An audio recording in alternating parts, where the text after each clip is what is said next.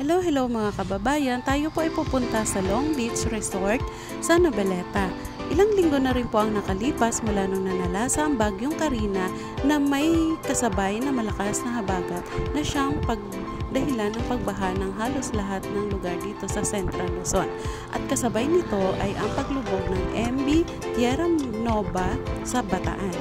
At apektado po dito ang buong Cavite, kaya naman atin po sisilipin ang Noveleta Long Beach Resort dahil isa rin po sila sa naapektuhan nito. Katunayan, halos katapat lang po at nakikita po natin dito ang bundok ng Bataan. Kaya naman ay sisilipin natin ang Long Beach Resort dahil ang katabi lamang nito ay ang Noveleta Port Seaside Market.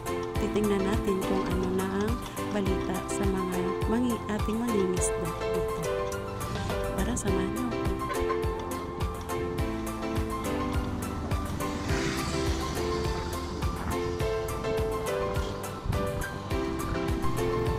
Umaga pa lang kaya ang ganda ng panahon, no? Yung langit, ang ganda tingnan, sarap sa pakiramdam. Tapos ang sarap bumiyahe dito, ang lapad ng kalsada. Nakakainganyo, oh. Marami tayong nasasalubong dito ay probinsya, walang traffic, wala masyadong sasakyan. Kaya katulad mo nag-i-bike, good na good talaga ito. Pero dapat nasa tabi lang tayo kasi mabagal tayo magpatakbo.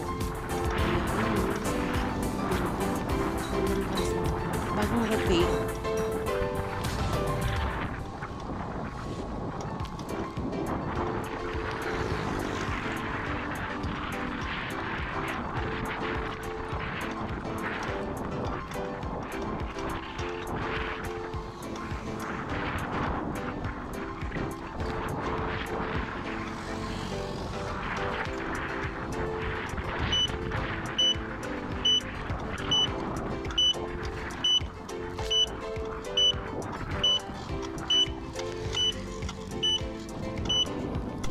Liliko tayo pakaliwa at ito ang bukana papunta sa entrance ng Long Beach Resort. Dahil umulan kanina madaling araw kaya medyo may baha. Mababaw lang naman pero mahaba-haba din ito. Ayan na.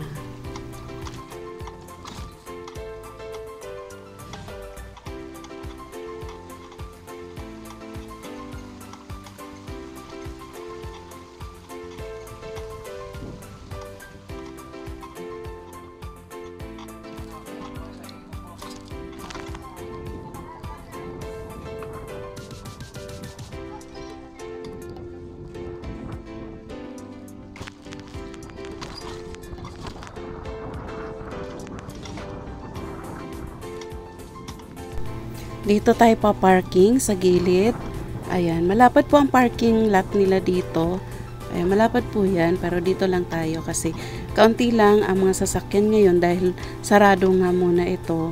So, halos walang pumaparking dito. At eto na, Long Beach. Welcome to Long Beach Resort. So, papasok na tayo. Itong gate nila, entrance.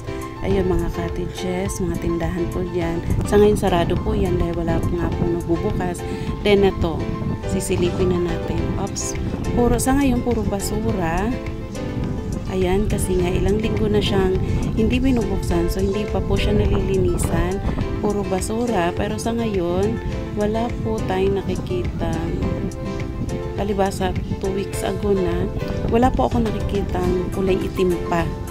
Pero hindi natin nalalaman, syempre yung maliliit na mga spill oil, sinasabi nila na mga chemical na napunta dyan, kaya po apektado po talaga ang pangingisda.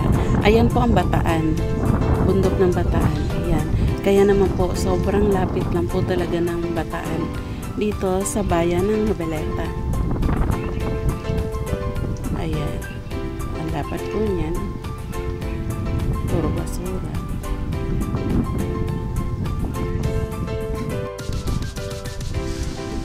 At sa bandang kanan naman ng Long Beach Resort ay makikita natin ang Noveleta Fishport Seaside Market. Dito makikita natin napakadami pang bangka na ilagay lang dito sa tabi. Ayan, may nakikita tayo pinakamalaking bangka nila. Haba, oh. Oo, laki.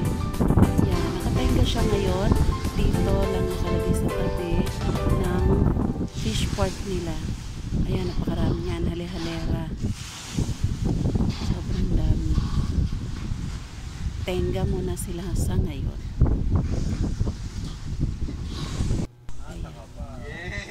Ang mga lambat nila, ayan, nakatambak lang dyan. Yung iba nakapatong sa mga kanya-kanyang bangka. Ayan, eto na ang Noveleta Fishport Seaside Market nila.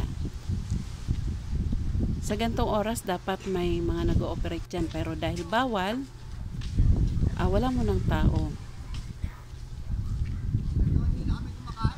Ayan. Malawak-lawak din ito. Dito nangyayari yung mga sinasabi nilang bulungan. Kanya-kanyang bulong kung magkano ang tawaran. Kaya bulungan. At kanina, sabay sa pagdating natin ay pagdating din po ng mga tao ng DNR. Ayan, kumukuha po sila ng sample ni ma'am ng tubig for testing. O ilang araw na lang malalaman na natin ang resulta niyan. Kung okay na ba ang kalidad ng tubig dyan. Hope na magiging okay na para kawawa naman yung mga taong umaasa lang sa pangingisda. May cellphone po ba kayo dyan? Sabihan lang ko po, nakikiano lang ako. Isang linggo nang hindi nag-ano dito o operate. Tapos sa mga bangka na to, bawal na rin lumabas. Bawal po kasi nga po bawal. Huli. Oo. So may nagbabantay dyan. May mga costed po dun sa... Ayun ang costed po. Ayun, yung mga naglalayag na yan. So konting ano dito, huli agad. Sige po.